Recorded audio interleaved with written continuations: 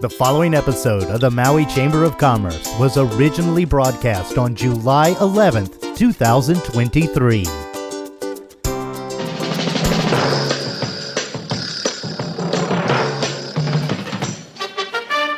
It's time now for Business Matters, brought to you by Mokulele Airlines. Now here's your host, Pam Toompop.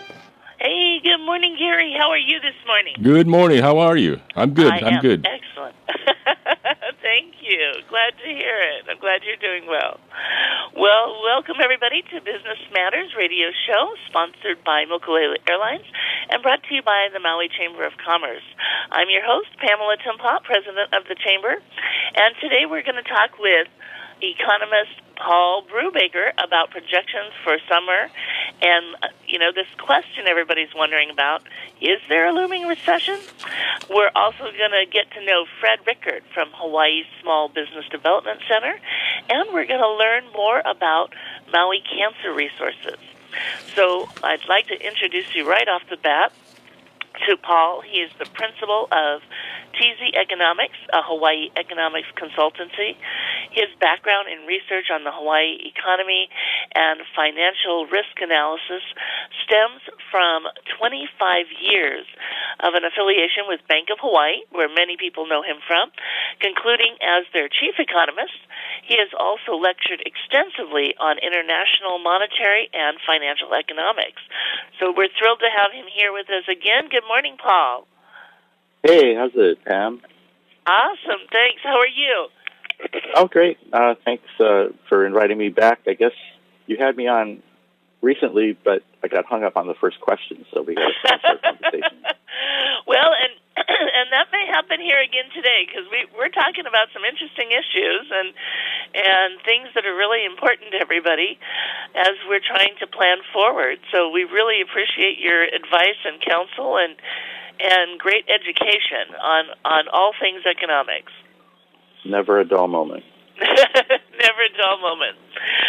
So let's talk a little bit about what you're hearing about visitor counts and projections for the summer. We've heard it's getting pretty soft. Wondering what your thoughts are on this.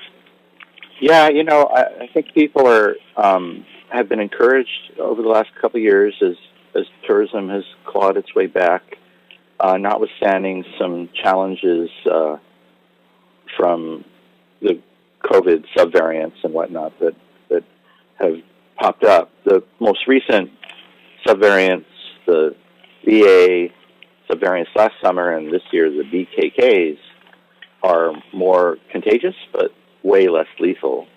And so they haven't had the same impact on travel as the as prior variants, the Delta especially, but Omicron, which was a huge thing in the winter of coming into 2021, coming into 2022. So clawing back to 2019 volumes, but looking like they could be stronger. And honestly, I'm literally, as we speak, seasonally adjusting the Maui visitor date estimates so that we can have a look at that together. So give me a moment to pause and ask another question, and I'll come back to that. No worries.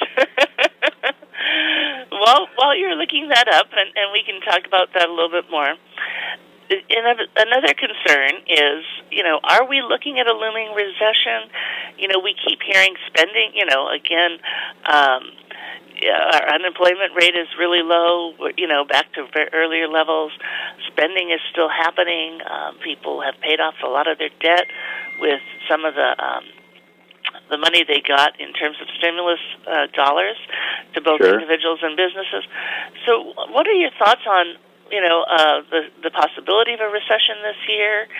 And U.S. Chamber of Commerce is saying we're in a time where we just don't even understand all that's going on. We think we should be looking more towards this, but we haven't hit that spot yet. So what are your thoughts on a possible recession? Well, of course, we kind of never understand what's going on. I mean, we always don't understand, but it's a constant struggle to figure out what is going on, given how many things are changing from from business cycle to business cycle, and post-pandemic experience now for a couple of years is way different from anything that's happened before. So that's a complicating factor. Not that complications are all that new, but they establish some really unique challenges to business cycle forecasting in, as I say, the post-pandemic environment. Having said that, my personal sense of the likelihood of a soft landing as opposed to a hard landing, a recession, a technical recession, is that we've still got a good shot at it. It's obviously what the Fed is shooting for, the monetary policy makers at the Federal Reserve Board in Washington, D.C., and the Open Market Committee that makes the policy calls comprises all the regional Federal Reserve banks, district banks. And so there's voice from around the country, different regions performing differently. Hawaii kind of, in the bottom 5 among states, but okay, somebody has to be at the bottom if somebody else is at the top, and that's Idaho, by the way, if anybody's wondering. So a mixed bag.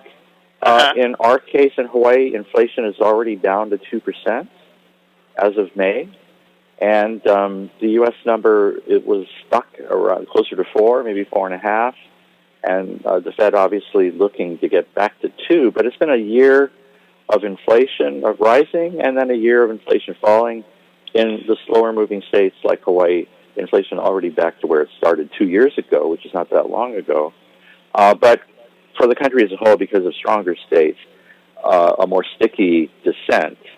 And so the Fed could find itself after this coming, is it this week? The inflation report for June could find itself resuming a small interest rate increase in the target overnight rate, which is why interest rates are a little higher than they were a month or two ago, back to 4% for the 10-year Treasury note yield, and the overnight rate up around 5.25%, the target. So those high rates ordinarily would precipitate recession.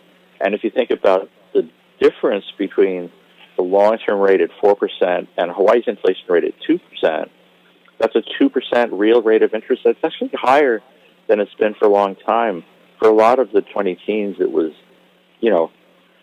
at or below that number and close to zero when the Fed wanted it to be. So as I say, the monetary tightening alone is reason enough to be concerned about an economic slowdown, whether it's a soft landing or a full-on recession, like declared a recession by the National Bureau of Economic Research. And as you point out, the fade-out of fiscal stimuli beginning in March 2020 with the CARES Act and concluding in March 2021 with the ARPA. We're 2 years out. The stimulus has faded.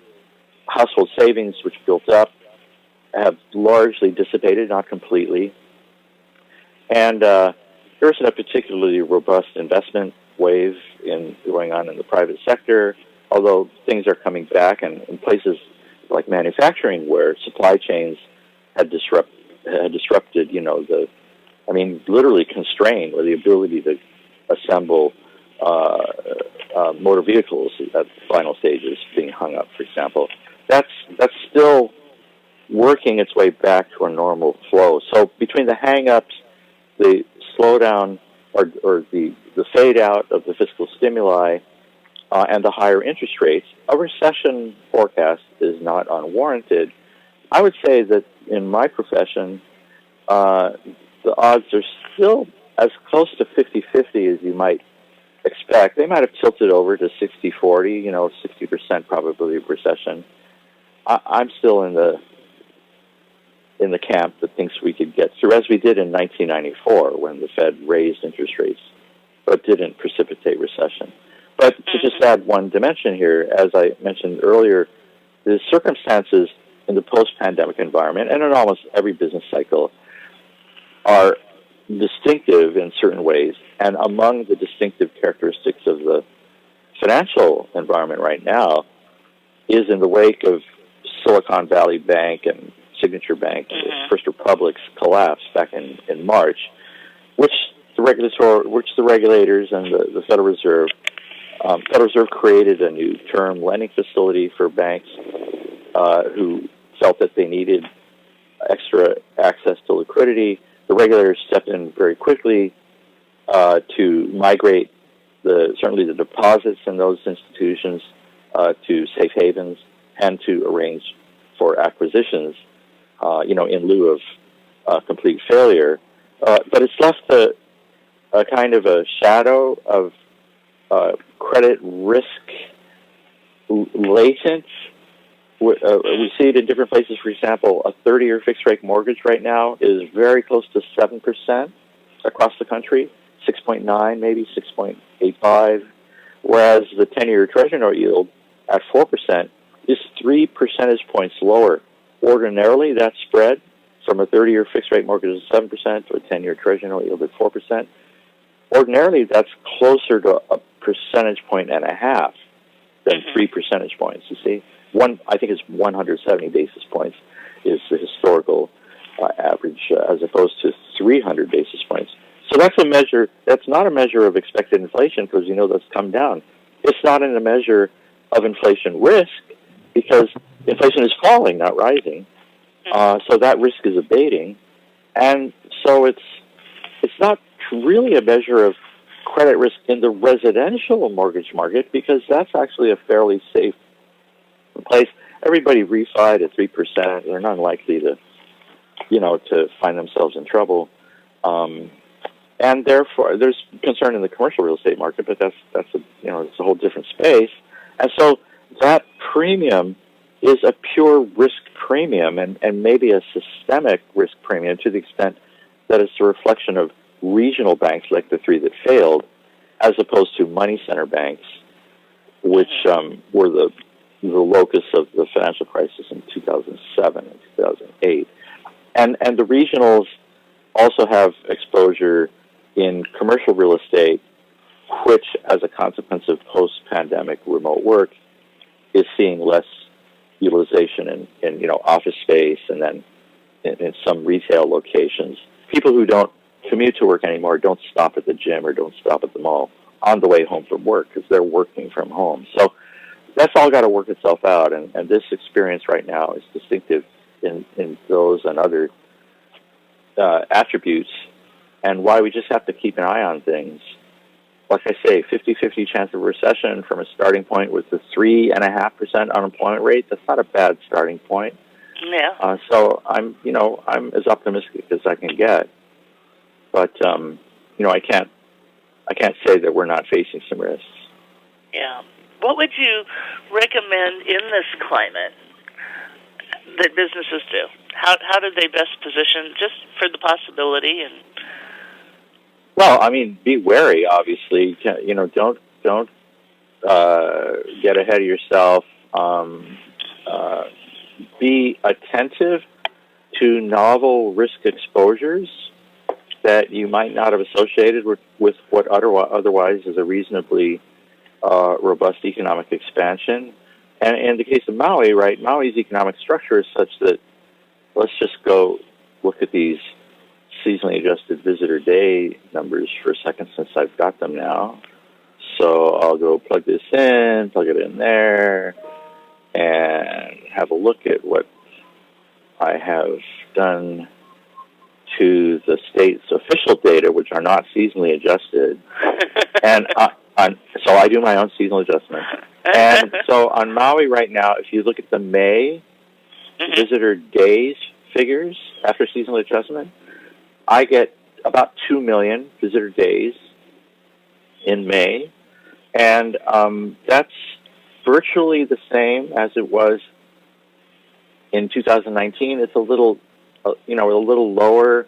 If you looked at May of 2019, I get 2.1 million as opposed to 2.05 in May of this year. But as recently as a year ago, we were looking at 2.15 as opposed to 2.05.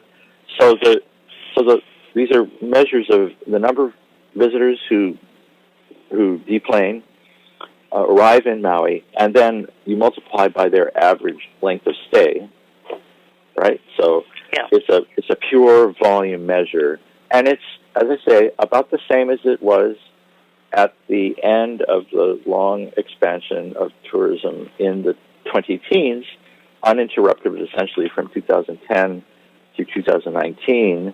It's about equal to where it was at the beginning of the reopening in the summer of 2021, right before the Delta variant came on the scene and drove those numbers down.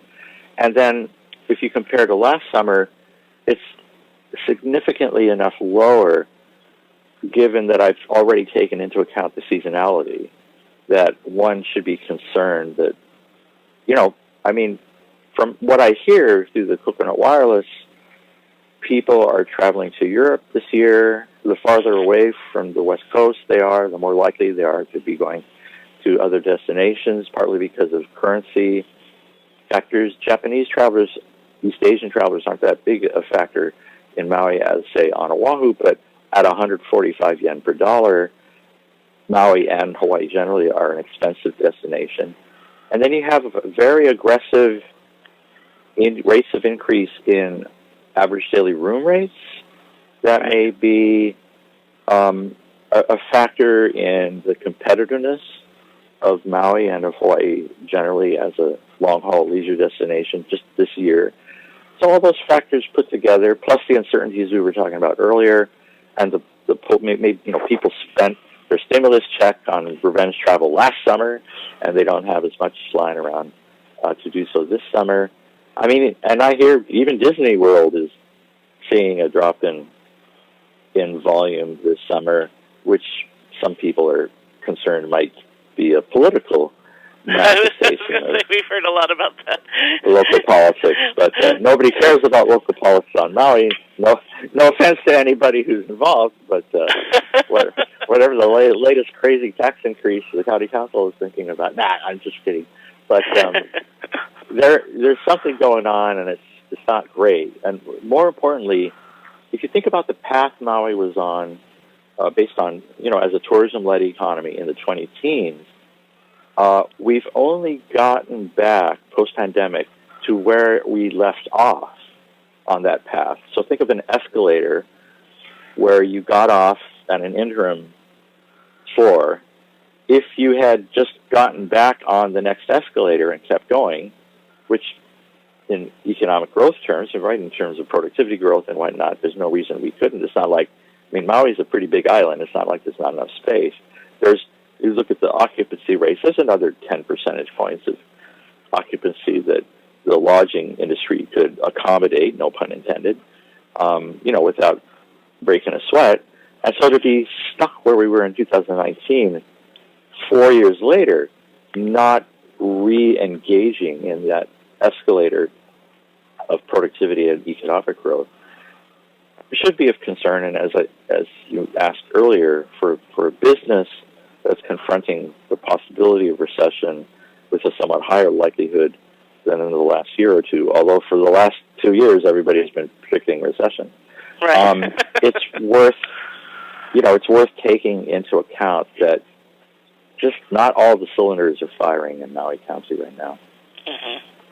Yeah, we're hearing a significant slowing, but I know it's not reflected in the numbers because they're projecting out, and also saying that the bookings aren't coming in as early as they used to. So you're watching people make decisions later than earlier on, where they used to have a longer window to see what the bookings look like over the summer, and we're even seeing some places single digits.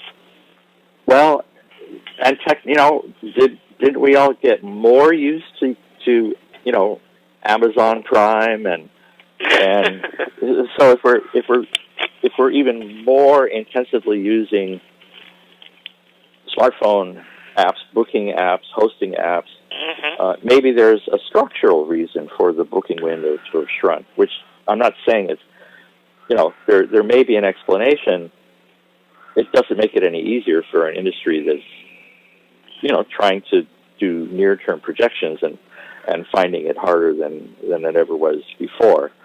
Right. But I think the deeper issue is the one to which I alluded earlier. We should be back on the escalator. The escalator is basically productivity growth. Over time, right? You have another carrier that's now serving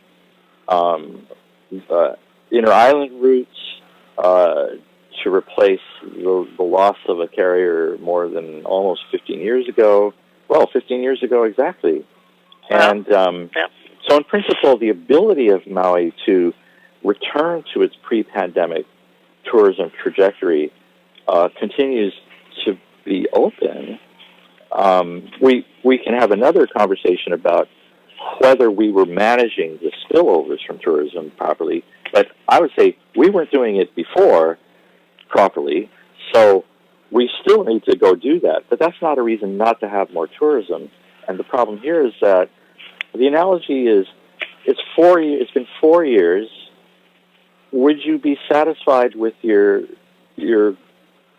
graduating senior from the University of Hawaii having as his or her astounding achievement the ability to pass their final exams from high school 4 years ago? Right. No, right? We progress, right? We move forward. We get better. And that's the challenge. If we're stuck in our principal export, and the long list for Maui is tourism and tourism. And tourism, right? That's the whole list. That is our economy, yeah. Well, I mean, there are many other things that are much smaller and collectively are of great significance, but not nearly as great as tourism. So, and by the way, tourism doesn't preempt anybody from doing any of these other things. As many vagabond workers and remote workers who have migrated to Maui have demonstrated in the post-pandemic environment as well. So there are new things happening all the time. But, I would say kind of stuck where we left off is the best characterization of economic performance, not just in Maui, but in Hawaii generally. And as a consequence, the vulnerability to the possibility of a national recession is somewhat more acute here in Hawaii or there on Maui than it is in a place like Idaho, which is just booming for reasons that are beyond my comprehension. I mean, it's a great looking place, and it's only got some bizarre people, but well, there's some beautiful I have a cousin who lives in Coeur d'Alene, Idaho, and is like, dude, isn't that where all the survivalists? But it's a beautiful state. I understand why people move there, particularly if they don't, right? They can still work in California, but if they don't have to live in California. Yeah. So that's the world we live in now.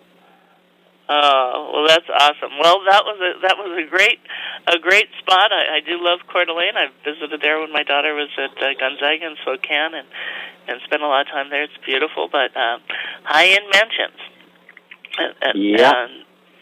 My sister-in-law, my cousin-in-law, I guess my cousin's wife, is a very successful realtor up there. Mm-hmm. Yeah, it's amazing, but I'm hoping we keep our people here and build more housing. Yeah, well, there's another half-hour conversation right there. I was going to say that'll be our next topic. We'll get back to housing. Paul, thank you so much for joining us this morning. Oh, my pleasure, Pam. Sorry to make it such a monologue all the time, but hey, you know me. One question, I'm going for a half hour. We love the education. And hang in there. It's not, the recovery is complete. We need to move forward and establish a definitive economic expansion in Hawaii and start to catch up with the rest of the country. That's what I would say.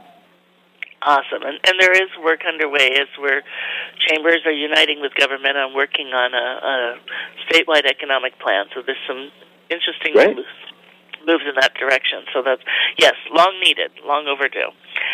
Well, you have a wonderful day, and thanks again for joining us, and we'll bring you back on again soon. Okie doke. Thanks, Pam. Thank you. Aloha. Aloha. And we'll be right back and just take a quick break to hear from our sponsor, Mokulele Airlines. Mokulele Airlines operates the largest commuter airline hub in the country, right here in Kahului. Fly Mokulele from Kahului to Molokai, Lanai, Hana, Waimea, Kona, and now Hilo. Mokulele also operates the only flights between Kapalua and Honolulu. There is never a middle seat on Mokulele, and every seat has a window and aisle. Visit mokuleleairlines.com and take your next flight from the newly renovated Mokulele Terminal. Welcome back to Business Matters. Is Fred on, Gary? I'm going to call him right now.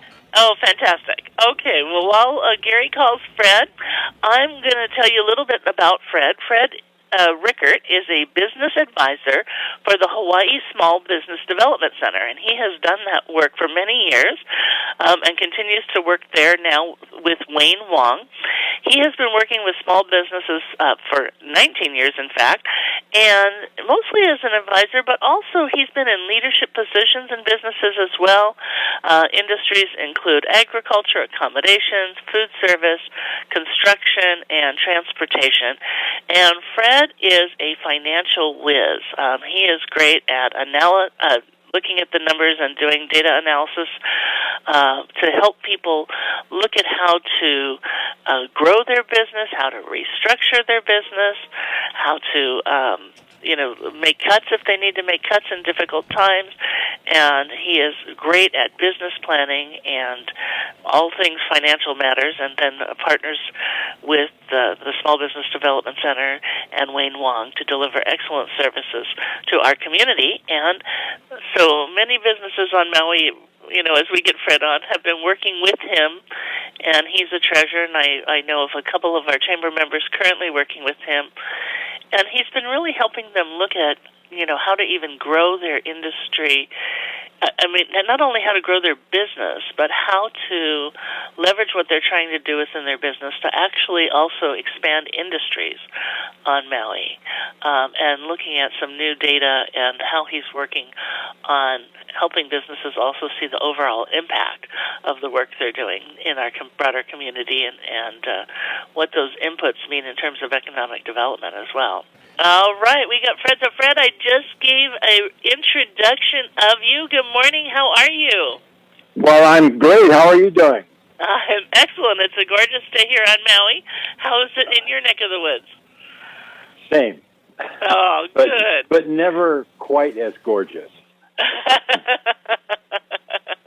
Fred works remotely, but does come back every now and again, and is available to us as a remote service, which is phenomenal. So please tell everybody a little bit about your work with Maui companies through the Small Business Development Center. Okay. So, our basic thing is providing business advisory services to, startups and to established businesses. And, of course, there's always a little bit different approach to each. And so we provide the service of creating a business plan, helping them cash flow, so on. And then with the established businesses, we're looking to help either they're going to expand or they do have cash flow problems or marketing and all these different areas. And, of course, during the pandemic and going forward, there's been a lot of shift and a real change in the environment, as we all know. And so, our work has changed a little bit. During the pandemic, we were just trying to help companies survive. And now, and then also several people would lose their job and then want to start a company. So that's where we come in. But we also have research available that through our center for marketing, feasibility, development strategies, and this sort of thing. And then we have workshops. And so we do as many workshops as we can periodically, that starting a business, writing business plans, expanding your business, and self-assessment kind of thing. And so within that context, the services that we provide are really, we can look at financial performance. We can help with business planning, which is all of the business that we talk to. It's really an essential part. And then marketing, growth strategies, and I've even worked with a couple of companies that are acquiring other companies or merging. Mm-hmm. And so, putting these all together, for us as business advisors is actually very exciting. it's really a fun job because we work across, all the industries or all the different types of companies on Maui. I mean, from tourist-driven to services, and so there's never a dull moment, particularly with startups. And so that's pretty much the service that we do. And I think another question that comes up a lot is what are the challenges? Because you're talking to a broad spectrum of folks. So what are some of the common things you're hearing? Yeah, so it's probably too many to list. I think one of the main things was after the pandemic, it seemed like not half, but a lot of people left the island, and so those tourist-driven businesses, when the tourists start coming back, are really hurting. But I've also seen maybe a little bit of a change in the labor force in terms of, with Zoom, like we do Zoom, and it's wonderful because we have an office in Kihei. But a lot of the clients are like, wow, this is great. We can now Zoom. So now we're into that sort of technology. But as far as labor, a lot of my clients do have problems getting qualified labor. And now a lot of times we create programs, say, well, look, if we can just get some labor, we can teach people, we can train people, and if they have the right attitude. And so, like, I'm working with some people in manufacturing that they're having trouble getting people. And so, I think they just have to keep, in some cases, businesses actually tried to pivot to a more technology, where we're not going to have somebody standing at the door every day. We're going to have some other form of introduction to our customers. So, but those things are more futuristic. The other thing that is a challenge is, of course, funding, but it's not unattainable in terms of some companies want grants. They would like to get grants, and that's not an easy thing. It's attainable, but it's not easy, particularly if you're a startup, because it's like the economics of that is just really getting a grant. But the real goal of the grants, usually, as we all kind of know, is self-sustaining. For you to be able to sustain your business once you get it running. So we do have a few that I've, in fact, working with some nonprofits that are even struggling to get grants, which are usually a little bit easier. And then the other thing, the challenges are usually both for startups once they get going and recurring businesses, cash flow management. And so it's like maybe the last few months the tourist trade has dropped a little bit. Some of the tourist-driven type businesses have to step back and say, well, do I lay somebody off, or how can I cut back to kind of maintain my profitability until it picks up again? So and then we do like to work with companies that are challenged in terms of leadership, and that could be looking at risks that they face, looking at their HR type of policies that they might have that would be helpful to have that understood, and then just how do you manage your business. So those are challenges, but they're also they're really exciting for us to work with because we have a lot of experience in those areas. And I like it when I think part of the satisfying part of my job is when companies do succeed and they really you can see the growth of the company, not only in its financial growth, but its management's growth, leadership growth, which is very, very important. You do such amazing work and really help businesses, and I really want to encourage everybody, especially if you were listening. And we were talking, Fred, with Paul Brewbaker, and the question is about this. Are we looking at a looming recession? And there's so many unique factors. It's really questionable, and like he said, it could be 50-50, it could be 60-40, but this would be a good time for businesses to come in and start working with you to preparing forward. to look at their, to get some financial analysis done, and just start making some decisions to put some securities in place, put some buffers around their business, and a plan. Because the worst part is going into a recession and not being ready for it. So you can really help people prepare for that. And of course, the upside is if we don't go into a recession, hallelujah, but you still have the plan. So, right, exactly. Because I've had a couple of business I work with that, they wanted to make a move, like or buy a building or rent a building or, expand their operation. And then all of a sudden they're watching the interest rates. Right. And they're starting to say, oh, gee, I don't know. And so, but I'm thinking, okay, we should start planning now. Right. Because you don't realize that when you go apply for that loan or you want to buy that building, if you don't have your finances together, your business plan, your plan of action, it's like, why wait? Right. And you can always adjust it. That's right. Absolutely. Yeah. One of the things that, you've been helping, and you mentioned some manufacturing folks, I'll just do a quick shout out for a company you and I are both working for, which is a furniture maker, and there's two companies that are combining together that we're struggling to find qualified employees. So they're looking at creating a workforce training program. So if anybody's interested in learning about woodworking or learning how to make furniture and carpentry, these are skills for life.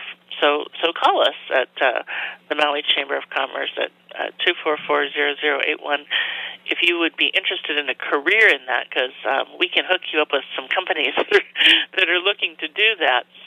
But as you were doing that work and looking at this company or these combined companies as an industry driver in woodworking and, again, local harvesting of wood and traditional carpentry skill sets where they're making wood using the old method of dowels and, not everything glued and really creating some substantial high-end furniture, you started not only looking at people who were looking for maybe grants and workforce development initiatives, but you started looking at the broader impact of their activities and what it means to our overall economy. Can you talk about a little bit about that work and the kinds of inputs you look at to establish sort of the reach of those kind of activities to our economic sustainability? Right. So the main point of that is really to create, manufacturing. We all know this, but on Maui, like somewhat like agriculture, you want to grow and sustain food. But this is really exciting because being able to train people to do the work, and then the challenge, of course, is to be able to manufacture these products and be competitive.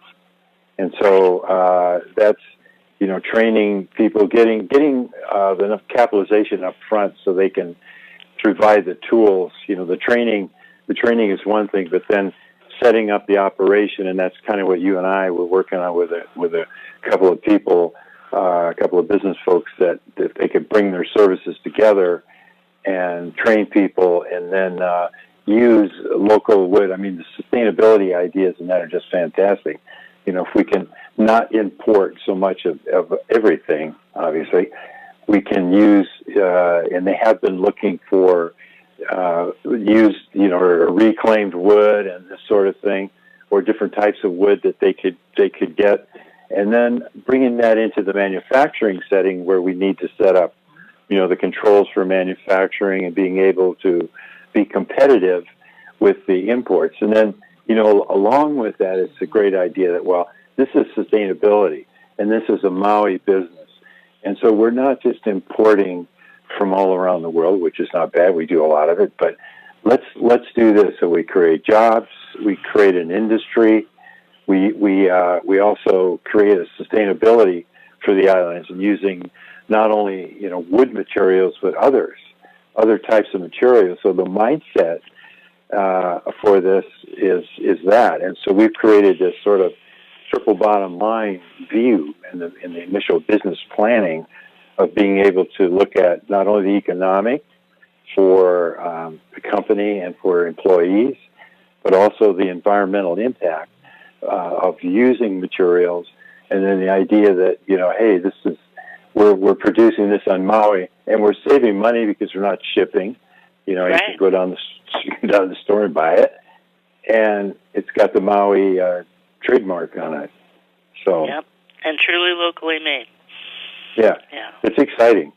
It is. It's so basic because we've always worked a lot on technology, right? We always said, well, we've got to, if we develop the islands, we need to have this technology so we can compete, and these type of jobs are, they're we can set it up in a building, but this is exciting. Yeah, it really is. And when you start, as you've been doing with them, and delving into all of the inputs that go into building, expanded commercial space that they would need to do this, both from the training to the manufacturing side of it. Other industries that would get involved in helping set up the business. And just as we grow our own industries, we are then supporting other industries like the construction industry and the commercial real estate industry and others. And we just are leveraging the positive impacts that our community can realize as we continue to grow our own while being more sustainable. And as you say, stop bringing stuff in from somewhere else,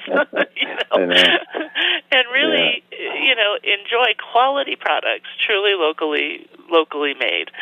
So, I really appreciate all the work you're doing, and I've loved connecting with you on that project. It's been amazing. Truly amazing. Yes, it is. Exciting. Well, very exciting. Fred, thank you so much for joining us this morning. We're so excited to learn about the work you're doing. I really want to encourage everybody to contact Fred. This is a great time to work with Fred and the Small Business Development Center and all the other services that he mentioned, especially now. If you're worried about the possibility of a looming recession, and again, and whether you are or aren't, if you are, this is a good time to get into planning, but if you're not, but you've got other things on your mind, opportunities for growth, new avenues that you want to take, give Fred a call. Fred, how can people reach you? Well, one best way is to go to hisbdc.org. And, it's Hawaii Small Business Development Center's the name. And you go there, and you can set up an appointment. And Pat Diaz can set up an appointment, and, we do Zooms. And so it's great to be able to just have a quick Zoom and talk about what the needs are for the client and go from there. Fantastic. Well, I encourage everybody to do that. And so it's hi.spdc.org. No, it's just hisbdc.org. Okay, great. Okay, awesome. yeah. Thank you so much, and we'll have you on again. But loved having you give us that update. Thank you. All right, thank you, Pamela. Thank you. Aloha. Okay, well, really exciting work that Fred is doing, and while Gary gets our next speaker on, I would like to introduce her. It's Dr. Bridget Bongaard, Medical Director of Maui Cancer Resources, and she is she is board certified in internal medicine and has a fellowship in integrative medicine, and developed the Integrative Medicine Service Line at Atrium Healthcare's Northeast Medical Center. So she was doing this before coming to Maui in 2014. She then here founded the Maui Cancer Resources, a nonprofit which provides medical cancer supportive care, as there was a great need to support cancer patients and their family with medical knowledge, self-care education, and symptom management during their cancer journey. So she has created that here and is doing very important work to help our local families manage and get through cancer. Aloha. Good morning. So great to have you on this morning, Bridget. Thank you so much. Well, we are so excited to hear about Maui Cancer Resources and what you're providing to the community for those who, cancer is such a scary word, and it's one of those things that when we hear that word, we're just taken back, and we just really are scrambling to find resources and learn more. So tell us about what you've created with your nonprofit. Oh, thank you. You're absolutely right. I mean, your life just stops when that diagnosis comes into your, life. And it's just, and so we help people put their life back together, reassemble things, understand their medical diagnosis. So we do medical navigation, which can even be looking at medical records and helping people with test interpretations. Like, I don't understand what's happening. What does this really mean? Right. And so we support the oncologists here in their treatment plans and their work, as well as radiation oncology, the whole thing. But we'll take the patient and actually do an individualized consultation to say, okay, here's what you have. How do you feel about it?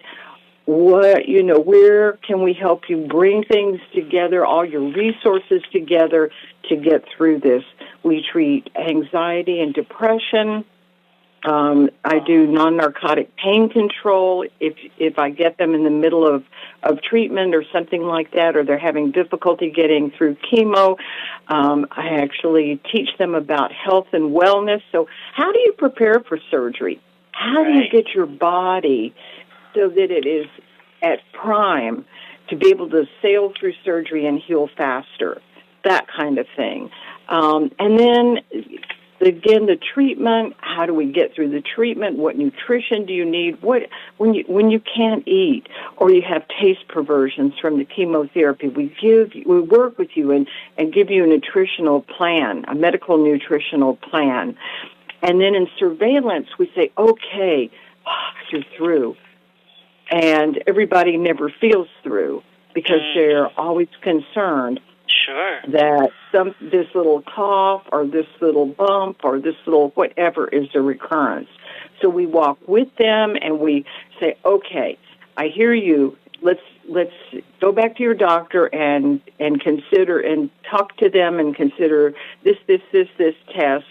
Or it might just be nothing, and we say, I actually see people in my office, and, we'll help them. So, for instance, when people have had a bilateral mastectomy, and they're all stiff and sore, I'll release the muscles in the chest wall, and now they can lift their arms above their head. I'll teach them lymphatic massage.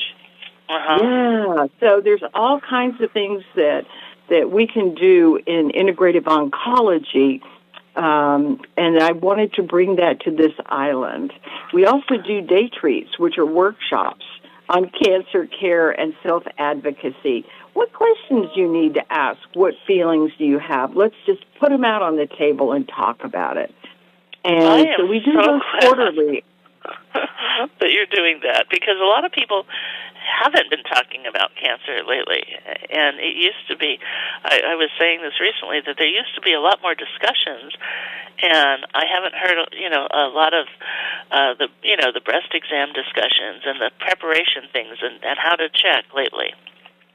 Yeah, so we go over all those types of things in the workshops, and in addition to that, we do research. So we are evidence-based, and so I've come up with two supplements, when combined together, reduce chemo brain by about 50%. And I'm working with the professor emeritus at the John Burns Medical School, Dr. D. Wolf Miller.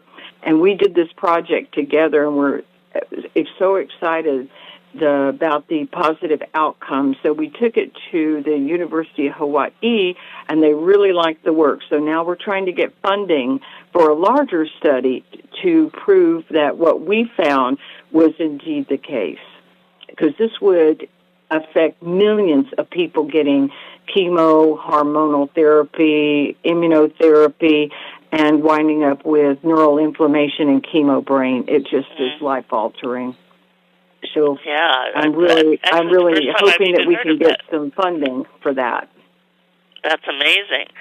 Well, and our University of Hawaii used to be one of the leading universities in certain areas of cancer research. So I'm glad that you're working with them, and I'm glad that we have an opportunity to do something here locally on this. Yeah, as a matter of fact, I'm kind of excited because I'm a member of the Hawaiian Cancer Coalition, and I sit on the Quality of Life Action Team. So I'm working with some of the other group members to take these workshops across the state. Yes, good. Yeah, and as a matter of fact, they are two members of that committee are coming here in August for a caregiver workshop, a first-ever caregiver workshop at St. Teresa's on August the 12th. So that's going to be really exciting because it's not only for the caregivers, but it's also for the patient themselves. And how do we, get the elephant out of the middle of the room? How do we move forward? How do we each take care of ourselves? Because if the caregivers don't take care of themselves, they'll become exhausted. Right. Yeah. Caregiving is very difficult, and of course, it's always done with love. But it's a lot of responsibility, and it's a lot of time and a lot of energy, and that's right. The caregivers need to take care of them. Now, tell everybody how they can maybe participate or register for that workshop, as well as how they can connect with you on your resources and services that you're offering. Oh, thank you, Pam. They can go on our website, which is Maui Cancer Resources, and all of what we have to offer in our supportive services are up there on the top toolbar, how we can help you. And so it goes over, so you can sign up for the day treats, which we call our workshops. You can sign up for individualized consultations. And it tells you, and we also have a cancer journey guide, and this is kind of cool because at one of our day treats, I wanted to know exactly where the pukas were here in cancer supportive care. So we formulated that, did the research, and then made a cancer journey guide, and we publish it and give it to the patients. So if they go on the website, www.mauicancerresources.org. Fantastic. Thank you so much. We're going to have to end the show here. But to all our listeners, thank you for joining us for Business Matters. It always goes quick. We want to say blessings and best wishes for a beautiful Maui day, and we hope you'll join us again next Tuesday. Ahui ho.